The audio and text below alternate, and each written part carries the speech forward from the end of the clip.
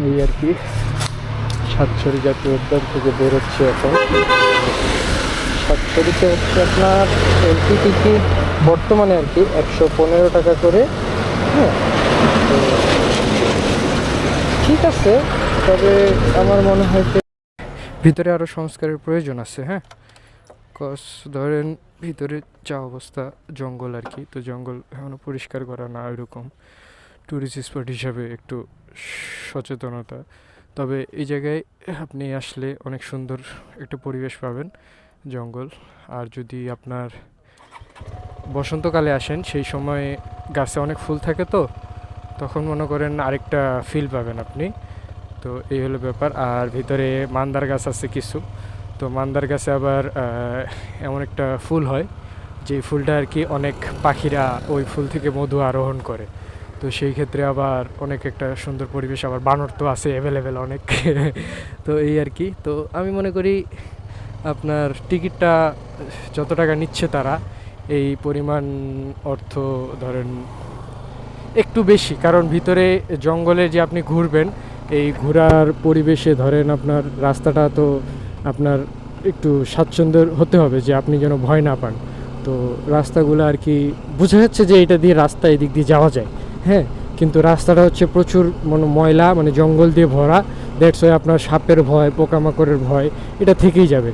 তো এই হলো আর কি ব্যাপার। তো আশা করি সংস্কার শুরু হয়েছে, ভিতরে একটা ব্রিজ বানাচ্ছে আর কি। শুরুতে একটা নদীটা পার হয়ে ওই পাশে হচ্ছে বন। তো নদীটার ওই জায়গায় একটা ব্রিজ বানানো শুরু করছে অলরেডি, ব্রিজের কাজ মোটামুটি শেষ পর্যায়ে। তো আশা করি এটা সংস্কার হয়ে যাবে। সংস্কার হয়ে গেলে ধরেন এই জায়গাটা আরও ট্যুরিস্ট স্পট হিসেবে ডেভেলপ হবে ভালো, ভিতরে পরিষ্কার পরিচ্ছন্ন করলে, কারণ অনেক বড় জঙ্গল তো, প্রায় হিউজ একটা এরিয়া নিয়ে। তো চলেন সামনে আগাইতে থাকি।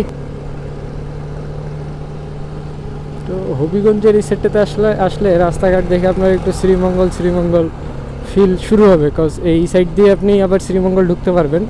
তো মানে আর কি এইখান থেকে আপনার ওই ফিলিংসটা শুরু হয়ে যাবে যে আপনি শ্রীমঙ্গলের কাছাকাছি চলে আসছেন, এমন টাইপসের একটা। রাস্তাগুলো একটু সুন্দর, কিন্তু যদিও মেরামতের করা প্রয়োজন অনেক।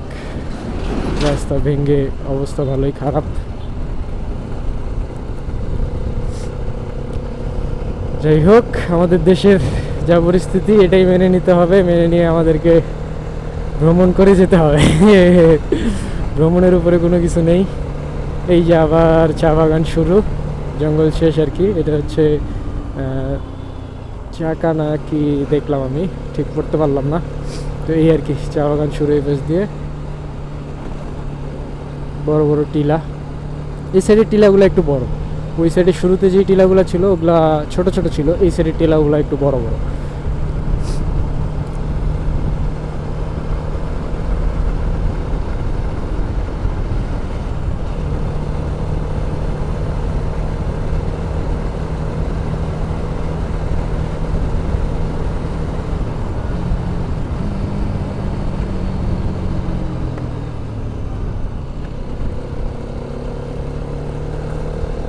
কর্নারিং মিস হয়েছে, আগে থেকেই গাড়ি নোয়াই নাই, দ্যাটস ওয়াই কর্নারিংটা মিস হয়ে গেছে।